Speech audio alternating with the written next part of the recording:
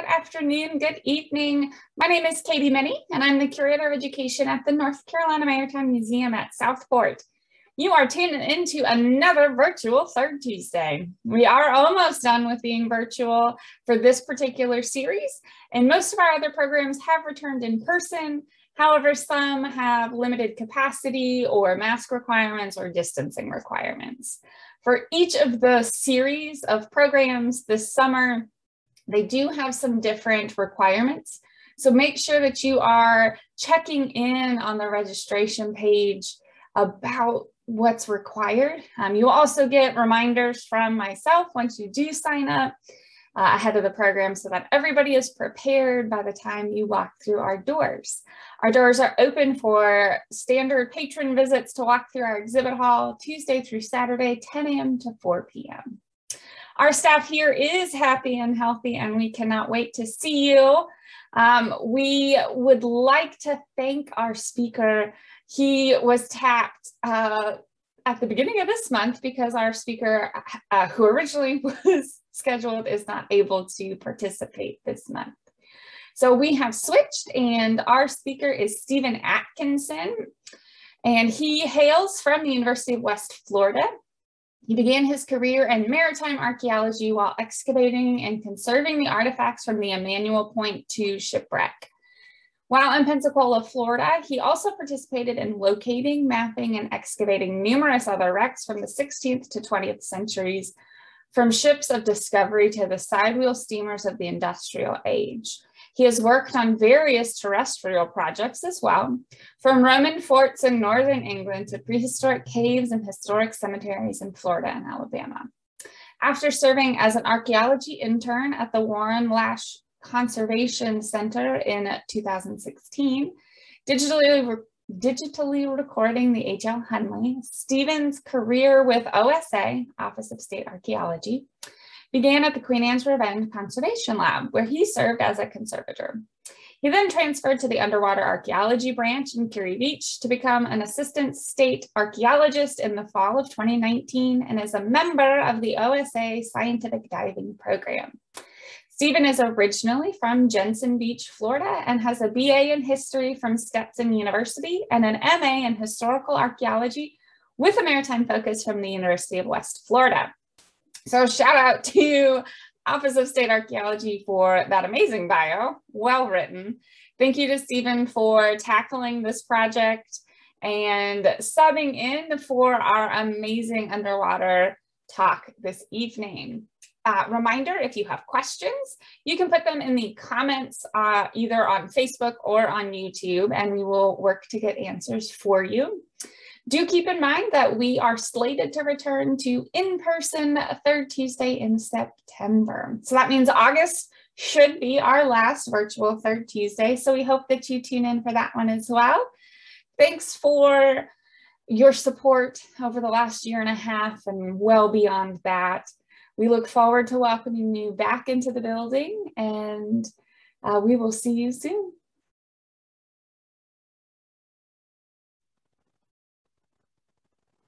Hello, and welcome to Pieces of Preservation, Recognizing Beach Wrecks of North Carolina. My name is Stephen Atkinson, Assistant State Archaeologist from the Office of State Archaeology's Underwater Archaeology Branch. Beach wrecks have the special ability to capture the hearts and minds of folks on the coast, sometimes even more so than wrecks that still remain submerged. There's something about making your way down the beach in a thick morning fog and discovering the worn timbers of an unfortunate vessel that met a violent end many years ago. But once you cut through the romance and imagination, these wrecks are still important archaeological sites that need to be recorded and managed. In this talk, I hope to cover how we've done that in the past and what we plan on doing in the future. So how to begin? Well, here's a few questions I hope to answer throughout this talk regarding coastal geography, what type of wrecks we encounter, and how we've interacted with them in the past, what we plan on doing in the future, as well as the impacts the presence of these wrecks have had on the people and places of coastal North Carolina. I also plan on covering why we think it's important to do any of this at all. So firstly, why so many beach wrecks? Seafaring vessels have been wrecking on the coast of North Carolina since the dawn of European exploration. And though the numbers may have slowed, wrecks can continue to happen there even to this day. There are 3 major capes along our coast, each with shallow shoals that extend unseen miles into the ocean.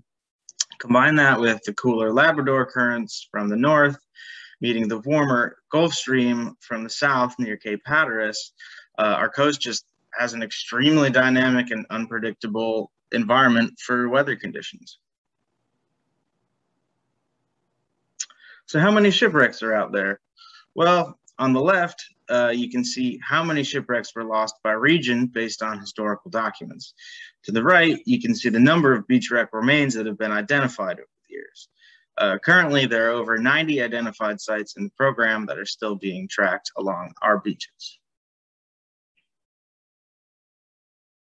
But as you can see from this popular National Geographic map, that's basically a requirement to have in your house as a North Carolina resident, there is potential for hundreds of other wrecks to eventually become uncovered, washed up, or newly identified. So our database of reported beach wrecks is ever growing, from massive fragments to single timbers.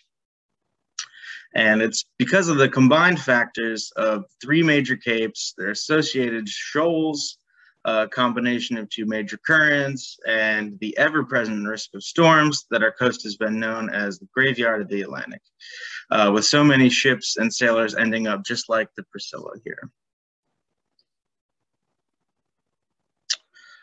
So what's left? Well, to be honest, most wreck sites are mere fractions of their former selves, with most of the superstructure being broken down by hundreds of years of ocean activity, leaving sizable articulated chunks, usually the lower 10% or so of a vessel. Sometimes you'll find more of the wreck if it was a smaller vessel, but much of the beach wrecks we find today are sections of vessel that had 3, 4, maybe even 5 masts. So the rigging would essentially be the first part of the ship to be lost, which is why we never really find any masts or spars or anything like that. And once one piece falls, it becomes a domino effect.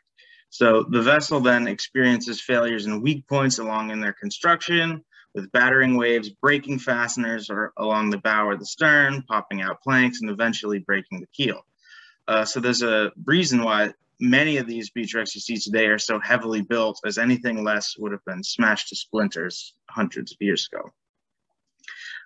Historical documents tell us much of what could be salvageable at the time of wrecking, if the vessel was thrown all the way up on the beach, would have been auctioned off or sold off to try and recuperate the owner's losses, and even more would have been reused and sold by the nearest local population. So how do we know it's a shipwreck? Well, there are a number of features that typically separate ship's timbers from an old chunk of fishing pier or dune crossing. Curved timbers would be your first indicator, followed by whatever fastener types that may or may not be present. Ships would have primarily used trunnels, which is the type of wooden peg driven through the plank in the frame, and or bronze or iron spikes, often referred to as drift pins, which are basically large bolts, which are essentially used in areas that require greater reinforcement, such as attaching frames to the keel. But that type of construction can be easily scaled up or down depending on the ship's size. So just to run you quickly through the parts of the ship and helping you essentially try and identify and tell the difference between, like I just said, a ship's timber or a piece of a dock. So this diagram indicates the parts of a ship, and really the parts that we're going to end up coming across on the beach are the keel, the frames, pieces of planking and fastening, the knees, and sometimes even a rudder. We've found a handful of these. So the keel is essentially the largest timber on board, and it's the structural backbone of the vessel. And basically all things come down and are fastened to this timber. This is what most people will end up seeing on the beach, with various lower floor timbers and frames attached to it and planking with different types of fasteners coming through. As you can see in the pictures here, the front of the keel and the stern often have a scarf joint, or a joint that will end up fastening other timbers to for the bow and the stern. And that's also a good giveaway that what you have is a keel. The next most common beach find that you'll probably find is the frames. So these are often found grouped together and attached to sections of planking or directly to the keel or remaining keelson, which is almost a second keel on top of the keel, used to kind of clamp timbers down. These tend to comprise the lower section of the ship's hull, and moving upwards, the frames are referred to as futtocks, and those are also often found disarticulated or by themselves, and are basically removed as a wreck is exposed during weather activity and breaks up in the surf. As you can see by the pictures here, we have plenty of frames laying around the office, and the diagrams in the lower right and upper left show you kind of how the frames are attached to the keel and comprise the skeleton of the ship itself.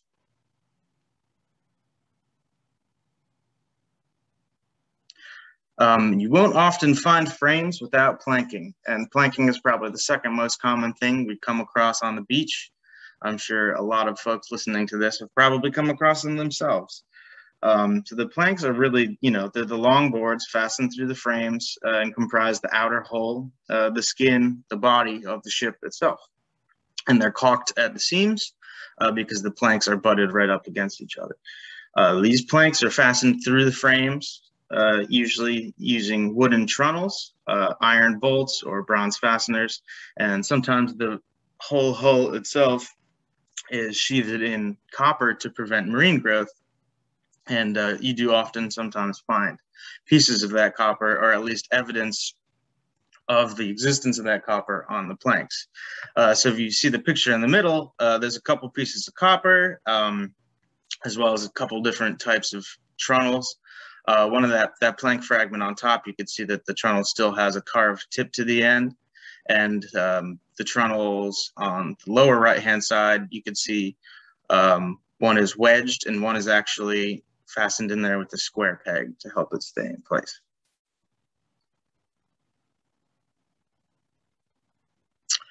Another common type of timber you might come across, which I think are fairly interesting, are the knees.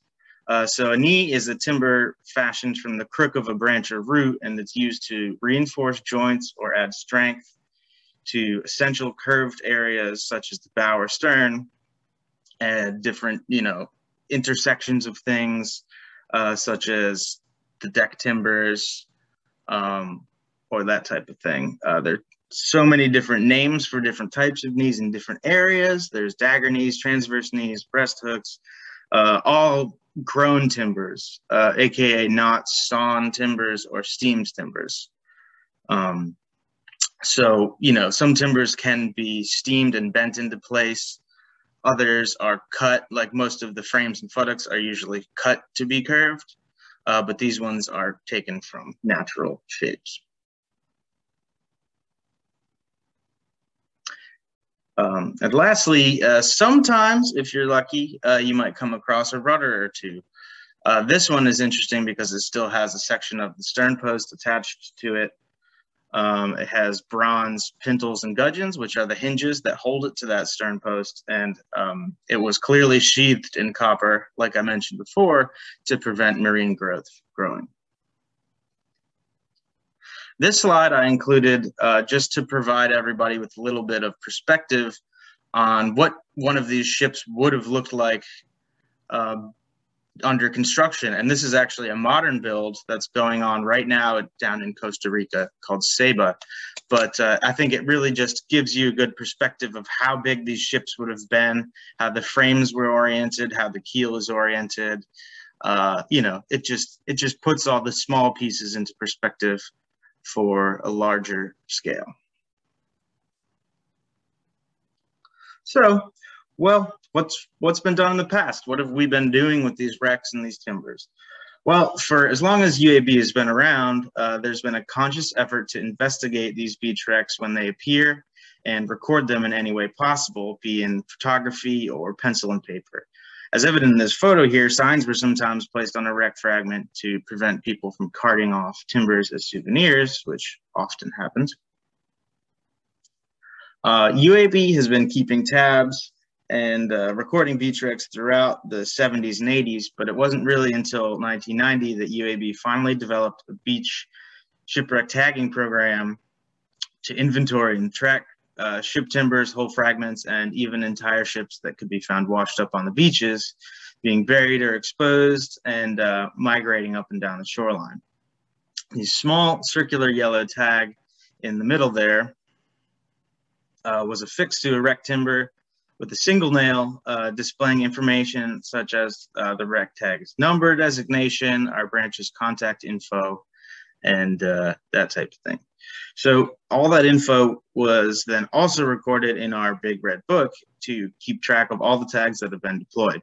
But as time went on, the office numbers and addresses have changed, tags are lost, the increase in different branch responsibilities basically meant that the program eventually fell out of use.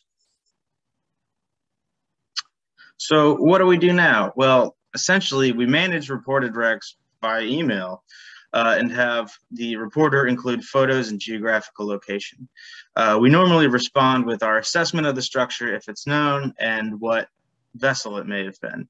If it's new, it'll receive a site number based off of our coastal delineation system and get its own file in our database. And we will try and get out and see it if we can, but due to our very southerly location, it's very difficult to get all the way up to the northern Outer Banks before the wreck is covered again. But that's about it. So our ability to visit every wreck is always dependent on time, money, location, and that type of thing. Now, I just wanted to include this slide of a fairly recently reported wreck that I hope to get out and document more closely. And if you listen to the construction slides I just covered, you can see a knee included in the upper left-hand side, and you can see it again in the middle there. You can see the tops of some frames or futtocks, I suppose, in this case, and some outer hull planking, as well as a large concreted object that I believe to be a hawse pipe, which is what they would have ran the anchor lines out of, as well as another plank in the center there that's kind of going horizontally. So all of these signs point to me that this is probably a section of upper hull structure, which is pretty uncommon and pretty fascinating. The other aspect of our job that occupies a great deal of time is environmental review, which involves fulfilling the requirements of Section 106 of the National Historic Preservation Act, requiring the archaeological review of numerous construction projects or anything that might impact archaeological sites. So we handle all the coastal counties and will often encounter wreck-related incidences such as this image where a beach renourishment project was unknowingly running over an exposed shipwreck. So we went out there and made sure it was properly delineated and wouldn't have any further impacts. All that being said, it's time now to move towards a new way of cataloging and monitoring beach wrecks. Technology has changed well enough in our favor for an easy and efficient way of collecting site condition data and location, as all with the use of a smartphone. The new tags won't be bound entirely by the text printed on them, such as a phone number and address, but rather will depend on the survival of a QR code connected to a database for reporting the wreck or timbers discovered. This new system of shipwreck tagging will be undertaken with a new partnership centered around the Florida Public Archaeology Network's Shipwreck Tagging Archaeological Maritime Program, or STAMP, as it's much more easily referred to as. This QR code-based database encourages anyone who comes across a tag to scan the code with their phone, which will produce an easily fillable web form that is then stored in the corresponding database. So this is the first iteration of the QR code-based rec tag, which would eventually be implemented in Florida via FPAN and stamp.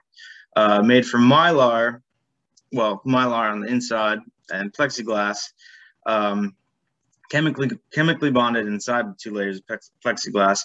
The tag proved to be largely UV resistant and highly resilient. Stainless nails were chosen as a fastening method for ease of install, as a hammer is much easier to transport around and wield than trying to bring power tools to pop screws into timbers when you're standing in ankle-deep water. Numerous other tag types used in the past were also collected from various agencies and used as a sample and deployed along with the plexiglass tag in order to gauge the new tag's viability and resilience, including one of UAB's very own yellow tags. So these sample tags were placed on actual wreck timbers up in Maryland and Virginia, which were then strategically left in different coastal environments, including submerged, dune, intertidal zones, to see how they held up. So the yellow tags actually did pretty all right compared to some of the other ones, but were still subject to warping and sometimes breakage. So it was clear that the plexi tag really had come out on top. But that was really only half the equation. So in the years following, the data collected through the web form and online database, 200 submissions have been received from 90 different tags, with 175 tags being deployed. Timbers with unreported tags could have been reburied, swept back out to sea, or could have even been moved to a far and inaccessible shore. Either way, the data continues to stream in. So FPAN's stamp program really has rebuilt, revamped, and redesigned the program based off of these principles laid out in early testing, and has already led to successes on the beaches of Florida. Further, there are plans to partner with the National Park Service, as well as Maryland, Virginia, Rhode Island, of course, Florida, in what could be the beginning of a tagging program that spans the entire East Coast, which would be super awesome. So what's the point? Why are we sticking these tags on? Why aren't we collecting every ship timber and putting it in a museum? Well, it may seem ridiculous to talk about recording and preserving beach timbers and wreck sites while also just letting them sit out there at the mercy of the tide. But hear me out, I promise it will make sense. The wreck timber depicted here, which is likely a section of a keel or a floor timber, in my guess, and through the frequent scanning by curious discoverers, they were able to track the timber as it journeyed all the way from Chincoteague, Virginia to Corolla, North Carolina, which is hundreds of miles. Having that data alone is enough to justify the program in my book, because who knows how many other wrecks have moved that far in the past. You know, something that we could call a North Carolina shipwreck could have come from Virginia or Maryland. Another huge aspect in advocating for an in situ tagging program, i.e. leaving it in place, is weighing the costs of extraction and proper conservation.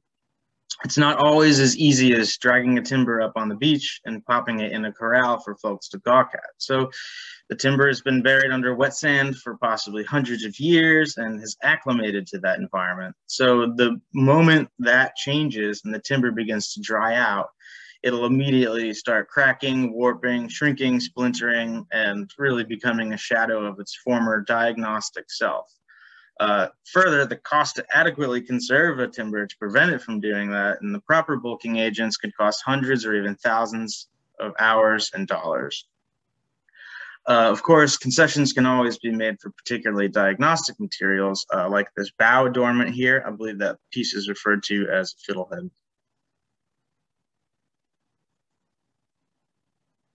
It's also imperative to consider what it would take to move a whole shipwreck.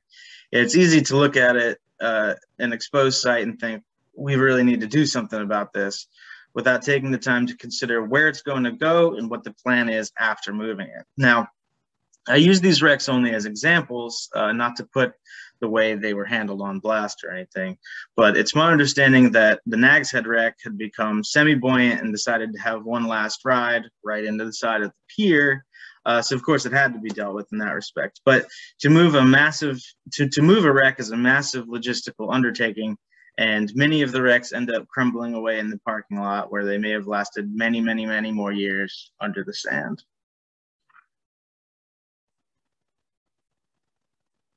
All that being said, we are always accepting donations and are willing to take in a reasonable amount of materials if need be.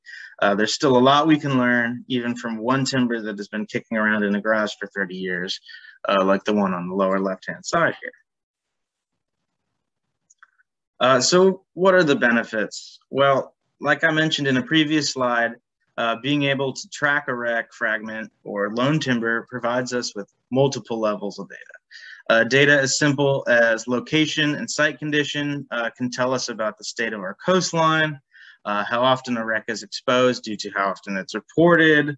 The more it exposes, the more it's reported, the more it degrades, and so on and so forth. Attached images can also indicate to us if the wreck is breaking up or if it's relatively stable.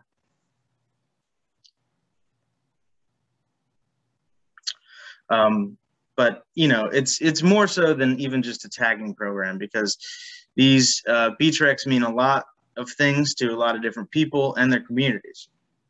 It's our hope that the presence of a tag alone on any given timber will indicate that these pieces are more than just firewood, but an important piece of our collective coastal history and deserve to be preserved. Our first step in implementing a program like this should be creating materials to engage with the folks who most frequently see these wrecks, and after all, they're probably going to end up doing most of the recording. And in the future, I hope to create more video content, such as this video I made about identifying shipwreck timbers, which can be found on the Office of State Archaeologist's Facebook page. And hopefully we can create more videos like this, and we can create another video essentially talking about the wreck tagging program once it's underway. Many of the coastal communities are already well aware of the wrecks on their beaches, and with the prevalence of social media these days, pages such as this one here on Facebook have become a fairly popular way of exchanging daily sightings, discoveries, and asking questions about the wrecks. Others even depend on these wrecks as an element of their economy, with folks giving beach tours, focused on taking tours to some of these wreck sites, or even distilleries, such as this one, having special releases of bottles named after some of the more significant wrecks along the coast.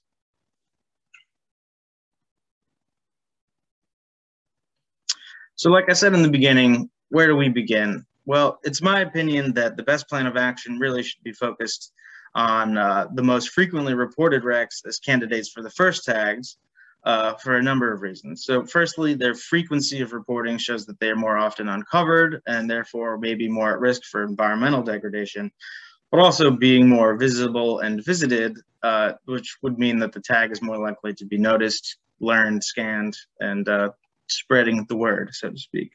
So this slide really depicts a handful of the most recent and most commonly reported wrecks from the past year.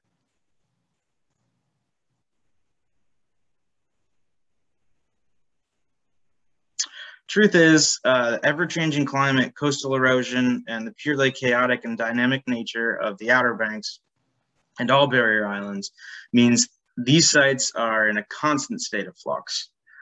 Considering it's far too difficult to raise and conserve every site, the tags give us an opportunity for gaining invaluable information on the status of these sites, from movement to site condition and anything in between.